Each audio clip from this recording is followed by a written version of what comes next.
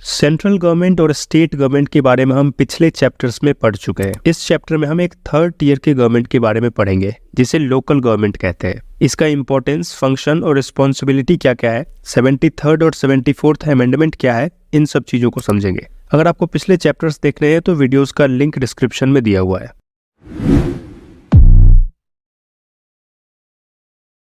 Local government का मतलब होता है वो गवर्नमेंट जो विलेज और डिस्ट्रिक्ट लेवल पे होता है, यानी कॉमन पीपल के सबसे नजदीक। ये इसीलिए जरूरी है क्योंकि इससे ऑर्डिनरी सिटीजन्स के डे टू डे प्रॉब्लम्स और नीड्स को एड्रेस करना आसान हो जाता है। लोकल गवर्नमेंट्स को अप्रोच करना भी लोगों के लिए आसान होता है। एक आम आदमी के लिए अपने कॉन्स्टिट्यूएंसी के एमपी या एमएलए के पास जाने से आसान है कि वो अपने गाँव के सरपंच के पास अपनी प्रॉब्लम लेके जाए, वो उससे ज्यादा फेमिलियर है। डेमोक्रेसी में दो चीज इंपॉर्टेंट है, एक मीनिंगफुल पार्टिसिपेशन और दूसरा अकाउंटेबिलिटी। एक स्ट्रॉन्ग लोकल गवर्नमेंट से ये दोनों चीजों को इंश्योर किया जा सकता है। गांव के ग्राम सभा में लोग डायरेक्ट पार्टिसिपेट कर सकते हैं और लोकल गवर्नमेंट ने क्या काम किया और क्या नहीं किया इसके बारे में वो ज्यादा अवेयर रहते हैं, तो इससे अकाउंटेबिलिटी भी मेंटेन की जा सकती है। ऐसा माना जाता है कि इंडिया में सेल्फ गवर्निंग विलेज कम्युनिटीज बहुत पहले समय में भी एग्जिस्ट करता था, जिसे सभा कहते थे। समय के साथ ये विलेज असेंबलीज पंचायत्स में कन्वर्ट हो गया और ये पंचायत्स गांव के लेवल पे किसी भी इश्यूज को सॉल्व करने का काम करता था। मॉडर्न टाइम्स में इलेक्टेड लोकल गवर्नमेंट 1882 के बाद क्रिएट किया गया, जिसे लोकल बोर्ड कहा जाता था। लॉर्ड रिपन, जो उस समय इंडिया के वाइसरॉय थे, उन्होंने ये इनिशिएटिव लिया। हालांकि ये उतना इफेक्टिवली इम्प्लीमेंट नहीं किया गया। गवर्नमेंट ऑफ इंडिया एक्ट 1919 और गवर्नमेंट ऑफ इंडिया एक्ट 1935 के बाद से कुछ कुछ प्रोविंसेस में विलेज पंचायत एस्टेब्लिश किया गया। इंडिया के फ्रीडम मूवमेंट में महात्मा गांधी जी ने इकोनॉमिक और पॉलिटिकल पावर के डिसेंट्रलाइजेशन की मांग की और उनका मानना था कि विलेज पंचायत को मजबूत करने से ही एक इफेक्टिव डिसेंट्रलाइजेशन होगा। क्या था कि ब्रिटिश रूल में पावर्स बहुत सेंट्रलाइज्ड था, सब पावर दिल्ली में बैठे गवर्नर जनरल के पास था और इसको लेके हमारे नेशनल मूवमेंट के लीडर्स काफी कंसर्न थे। इसीलिए उनके लिए इंडिपेंडेंस का मतलब डिसेंट्रलाइजेशन ऑफ पावर भी था। जब कॉन्स्टिट्यूशन बनाया गया तो लोकल गवर्नमेंट के सब्जेक्ट को स्टेट लिस्ट में रखा गया और डायरेक्टिव प्रिंसिपल्स में रखा गया। और अगर आपको याद हो तो हमने पढ़ा था कि डायरेक्टिव प्रिंसिपल्स नॉन जस्टिसिएबल है। तो ऐसा लगता है कि लोकल गवर्नमेंट के सब्जेक्ट को कॉन्स्टिट्यूशन में ज्यादा इंपॉर्टेंस नहीं दिया गया था। इसके पीछे एक कारण ये था कि इंडिपेंडेंस के साथ साथ इंडिया का पार्टीशन भी हुआ था, इसीलिए कॉन्स्टिट्यूशन को थोड़ा यूनिटरी सिस्टम की तरफ झुकाया गया, मतलब स्ट्रॉन्ग सेंट्रल गवर्नमेंट, ताकि कंट्री की यूनिटी को मेंटेन किया जा सके। जवाहरलाल नेहरू जी का भी मानना था कि एक्सट्रीम लोकल पावर्स देना कंट्री की यूनिटी के लिए खतरनाक हो सकता है। दूसरा कि अंबेडकर जी का कहना था कि रूरल सोसाइटी में कास्ट सिस्टम बहुत ज्यादा है, जो कि लोकल गवर्नमेंट स्टैब्लिश करने के मेन पर्पस को ही खत्म कर देगा। डेवलपमेंट प्रोसेस में लोगों का पार्टिसिपेशन होना चाहिए, इससे कोई डिनाई नहीं कर रहा था, लेकिन उस समय की सिचुएशन को देखते हुए ऐसा डिसीजन लिया गया। लोकल गवर्नमेंट मेनली 73rd और 74th कॉन्स्टिट्यूशनल अमेंडमेंट के बाद आया, लेकिन उससे पहले भी इस डायरेक्शन में कुछ एफर्ट्स किए गए थे। जैसे 1952 में कम्युनिटी डेवलपमेंट प्रोग्राम लाया गया, जिसमें लोगों को लोकल डेवलपमेंट में पार्टिसिपेट करने के लिए कहा गया। पर्पस ये था कि लोग एक साथ आए और एक कॉमन गोल के लिए काम करें। इसी के बाद एक 3 टियर पंचायती राज सिस्टम रिकमेंड किया गया। 1960 में कुछ स्टेट्स जैसे गुजरात, महाराष्ट्र, इन्होंने इलेक्टेड लोकल बॉडीज के सिस्टम को अडॉप्ट भी किया, लेकिन बहुत स्टेट्स में इन लोकल बॉडीज के पास इनफ पावर नहीं था कि वो डेवलपमेंट कर सके। पैसों के लिए वो स्टेट्स या सेंटर पे बहुत ज़्यादा डिपेंडेंट थे। बहुत स्टेट्स ने ये लोकल बॉडीज बनाया ही नहीं, कहीं बना तो बाद में डिसॉल्व हो गया, कहीं इनडायरेक्ट इलेक्शंस से मेंबर्स को चुना गया तो कहीं रेगुलर इलेक्शंस ही नहीं कराया जा रहा था। तो मतलब कोई फिक्स्ड सिस्टम नहीं था। 1989 में पीके थुंगन कमेटी ने रिकमेंड किया कि लोकल गवर्नमेंट बॉडीज को कॉन्स्टिट्यूशनल रिकॉग्निशन दिया जाए। रेगुलर इलेक्शन, प्रॉपर फंक्शंस की लिस्ट और फंड्स एलोकेशन, इन सब के लिए कॉन्स्टिट्यूशनल अमेंडमेंट किया जाए। कॉन्स्टिट्यूशनल स्टेटस मिलने का मतलब था कि उसके बाद ये मैंडेटरी होगा। ईयर 1992 में पार्लियामेंट ने 2 कॉन्स्टिट्यूशनल अमेंडमेंट बिल पास किया, 73rd और 74th। 73rd कॉन्स्टिट्यूशनल अमेंडमेंट है रूरल लोकल गवर्नमेंट के बारे में, जिसे पंचायती राज इंस्टीट्यूशन भी कहा जाता है, और 74th अमेंडमेंट है अर्बन लोकल गवर्नमेंट के बारे में, जिसे नगर पालिका कहा जाता है। मतलब 73rd गाँवों के लिए और 74th शहरों के लिए। 1993 से ये दोनों अमेंडमेंट लागू हो गया।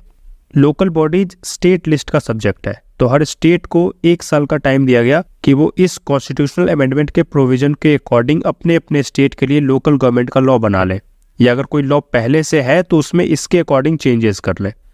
अब 73rd और 74th अमेंडमेंट से क्या क्या चेंजेस लाए गए उसको देखते हैं। 73rd कॉन्स्टिट्यूशनल अमेंडमेंट पंचायती राज इंस्टीट्यूशंस के बारे में है। तो इसमें पहला चेंज आया 3 टियर स्ट्रक्चर। अब सभी स्टेट्स में एक यूनिफॉर्म 3 टियर पंचायती राज स्ट्रक्चर है, जिसमें सबसे बेस लेवल पे ग्राम पंचायत, जो कि एक विलेज या ग्रुप ऑफ स्मॉल विलेजेस को कवर करता है। उसके ऊपर इंटरमीडिएट लेवल पे ब्लॉक या मंडल पंचायत, इसका नाम अलग अलग जगह अलग हो सकता है, जैसे कहीं इसे तालुका भी कहते हैं। जो छोटे स्टेट्स हैं उसमें ये लेवल नहीं भी हो सकता है। और सबसे ऊपर जिला पंचायत, जो डिस्ट्रिक्ट के पूरे रूरल एरियाज को कवर करता है। हर गांव में ग्राम सभा का क्रिएशन भी मैंडेटरी किया गया है। पंचायत में जितने भी रजिस्टर्ड वोटर्स होते हैं वो ग्राम सभा के मेंबर होते हैं। अब इनका क्या रोल और फंक्शन होगा वो हर स्टेट्स अपने हिसाब से डिसाइड कर सकता है। दूसरा प्रोविजन है इलेक्शन। तीनों लेवल के मेंबर्स को लोगों के द्वारा डायरेक्टली इलेक्ट किया जाता है। सभी का टर्म 5 साल का होता है, और अगर स्टेट गवर्नमेंट किसी कारण से उससे पहले पंचायत को डिसॉल्व करती है तो with in 6 months fresh election करवाना होता है।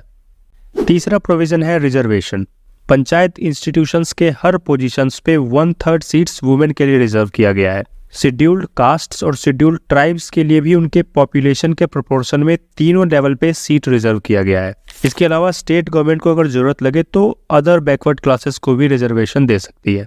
ये सब रिजर्वेशंस इवन तीनों लेवल के चेयरपर्सन्स की सीट पे भी है, मतलब सिर्फ ऑर्डिनरी मेंबर्स के लिए नहीं, टॉप पोजीशन पे भी रिजर्वेशन है। और दूसरा कि 1/3 वुमेन रिजर्वेशन सिर्फ जनरल कैटेगरी में नहीं है, बल्कि SC, ST और OBC में भी है। मतलब ऐसा हो सकता है कि कोई सीट सिर्फ दलित वुमेन के लिए रिजर्व्ड हो या ट्राइबल वुमेन के लिए रिजर्व्ड हो। नेक्स्ट प्रोविजन है ट्रांसफर ऑफ सब्जेक्ट्स। 29 ऐसे सब्जेक्ट्स हैं जो पहले स्टेट लिस्ट में थे, उनको पंचायती राज इंस्टीट्यूशंस को ट्रांसफर किया गया। इसके लिए कॉन्स्टिट्यूशन में 11th शेड्यूल ऐड किया गया और उन सब्जेक्ट्स को उसमें डाला गया। ये मोस्टली वैसे मैटर्स हैं जो लोकल डेवलपमेंट और वेलफेयर से जुड़े हुए हैं, जैसे agriculture, small scale industries, drinking water, public distribution system. इस 29 की लिस्ट में से एक्चुअल कितने फंक्शंस को लोकल बॉडीज को ट्रांसफर किया जाएगा ये हर स्टेट अपना लॉ बना के डिसाइड कर सकता है। 73rd अमेंडमेंट को वैसे एरियाज पे अप्लाई नहीं किया गया जहां ट्राइबल पॉपुलेशन बहुत ज्यादा है। इसके लिए 1996 में एक अलग से एक्ट लाया गया जिसे पेसा एक्ट कहते हैं, panchayat extension to scheduled areas act 1996। ये एक्ट इस बात को एड्रेस करते हुए बनाया गया है कि ट्राइबल कम्युनिटीज का अपना डिस्टिंक्ट कल्चर और ट्रेडिशन होता है, तो उसको प्रोटेक्ट किया जाए और इनको अपने रिसोर्सेज को अपने तरीके से मैनेज करने का राइट दिया जाए। इसके लिए यहाँ की ग्राम सभा को ज्यादा पावर दिया गया है। जो भी डिसीजन लिया जाएगा उसमें ग्राम सभा का कंसेंट लेना होगा। तो यहाँ डाइवर्सिटी और डिसेंट्रलाइजेशन को बैलेंस करने की कोशिश की गई है। नेक्स्ट प्रोविजन है कि स्टेट गवर्नमेंट को independent state election commissioners appoint करना होगा, जो पंचायत इलेक्शंस कंडक्ट करवाने के लिए रिस्पॉन्सिबल होंगे। इसी तरह स्टेट गवर्नमेंट को हर 5 साल पे एक स्टेट फाइनेंस कमीशन भी अपॉइंट करना होगा, जो उस स्टेट के लोकल बॉडीज के फाइनेंशियल कंडीशंस को एग्जामिन करेगा और ये भी रिव्यू करेगा कि स्टेट और लोकल गवर्नमेंट के बीच रेवेन्यू डिस्ट्रीब्यूशन कैसा होगा, और दूसरा कि अर्बन और रूरल लोकल गवर्नमेंट में रेवेन्यू कैसे डिस्ट्रीब्यूट होगा। Next 74th amendment. ये 73rd अमेंडमेंट की तरह ही है, बस ये अर्बन लोकल बॉडीज यानी नगर पालिका के बारे में है और इससे रिलेटेड सब्जेक्ट्स को कॉन्स्टिट्यूशन के 12th शेड्यूल में रखा गया है। एक और डिफरेंस ये है कि इसमें 3 लेवल वाला सिस्टम नहीं है। अर्बन एरियाज कितना छोटा या बड़ा है इस बेसिस पे उसे 3 कैटेगरी में डिवाइड किया गया है, नगर पालिका, म्युनिसिपल काउंसिल और म्युनिसिपल कॉर्पोरेशन। अर्बन एरियाज क्या होता है, तो इसको सेंसस ऑफ इंडिया डिफाइन करता है कि वैसे एरियाज जहां मिनिमम 5000 पॉपुलेशन हो, at least 75% mail working population non agriculture occupation में हो और पॉपुलेशन डेंसिटी एटलीस्ट 400 पर्सन्स पर स्क्वायर किलोमीटर हो। 2011 सेंसस के अकॉर्डिंग इंडिया में 31% पॉपुलेशन अर्बन एरियाज में रहती है। 73rd और 74th अमेंडमेंट के प्रोविजंस को इम्प्लीमेंट करने के लिए सभी स्टेट्स ने अब लॉ पास कर दिया है। स्टेट्स में रेगुलर लोकल गवर्नमेंट के इलेक्शंस भी हो रहे हैं, तो इससे पूरे कंट्री में एक यूनिफॉर्मिटी आई है। रूरल एरियाज में 600 से ज़्यादा जिला पंचायत हैं, 6000 के लगभग ब्लॉक पंचायत और 2,40,000 के लगभग ग्राम पंचायत हैं। इसी तरह अर्बन एरियाज में 100 से ज़्यादा म्युनिसिपल कॉरपोरेशंस, 1400 के लगभग म्युनिसिपल काउंसिल्स और 2000 के आसपास नगर पंचायत है। हर 5 साल पे 32 लाख से भी ज्यादा लोग इन लोकल बॉडीज में चुने जाते हैं, जिसमें से कम 13 लाख वुमेन है। स्टेट असेंबलीज और पार्लियामेंट के पूरे मेंबर्स को मिला दे तो भी 5000 से ज्यादा रिप्रेजेंटेटिव्स नहीं होंगे। इसलिए कहा जाता है कि लोकल गवर्नमेंट के आने से लोगों का पार्टिसिपेशन तो जरूर बढ़ा है। दूसरा कि डिसीजन मेकिंग में वुमेन पार्टिसिपेशन भी इंक्रीज हुआ है, रिसोर्सेज पे उनका कंट्रोल इंक्रीज हुआ है और पॉलिटिकल नॉलेज और अंडरस्टैंडिंग भी बढ़ा है। इसका फायदा ये हुआ है कि इससे लॉ मेकिंग में वुमेन से रिलेटेड इश्यूज को इम्पोर्टेंस मिला है। हालांकि एक प्रॉब्लम अभी भी है, कई बार वुमेन सिर्फ नाम के लिए सरपंच या किसी पोजीशन पे होती है, एक्चुअल में फैमिली का कोई मेल मेंबर ही उस पावर का यूज कर रहा होता है। इसे भी ठीक करने की कोशिश की जा रही है। SC और ST पॉपुलेशन को भी उनके प्रोपोर्शन में रिजर्वेशन दिया गया है, तो लगभग 6.6 लाख लोकल इलेक्टेड रिप्रेजेंटेटिव्स इन 2 कम्युनिटी से बिलोंग करते हैं। इससे इनको भी डिसीजन मेकिंग में रिप्रेजेंटेशन दी गई है और मेन स्ट्रीम में लाने की कोशिश की गई है। कई बार ये कॉन्फ्लिक्ट का कारण भी बनता है, क्योंकि जो डोमिनेंट सोशल ग्रुप है, सो कॉल्ड अपर क्लास, वो अपनी पावर को कम नहीं होने देना चाहते हैं। जब भी डेमोक्रेसी को मीनिंगफुल बनाने की कोशिश की जाती है और उनको पावर दिया जाता है जिनके पास पहले नहीं था, तो सोसाइटी में कुछ कॉन्फ्लिक्ट्स और टेंशन होना तो निश्चित है। एक प्रॉब्लम यह है कि कहा जाता है लोकल गवर्नमेंट के पास बहुत ज़्यादा ऑटोनॉमी नहीं है, इसीलिए ये उतना इफेक्टिव नहीं हुआ है जितना इसे होना चाहिए। जो 29 सब्जेक्ट मैटर लोकल गवर्नमेंट के लिए अलग किया गया था, उसमें से एक्चुअल कितना उन्हें देना है ये स्टेट्स को डिसाइड करना है। तो बहुत स्टेट्स ने ज़्यादातर सब्जेक्ट्स को ट्रांसफर ही नहीं किया है, अपने अंडर ही रखा है।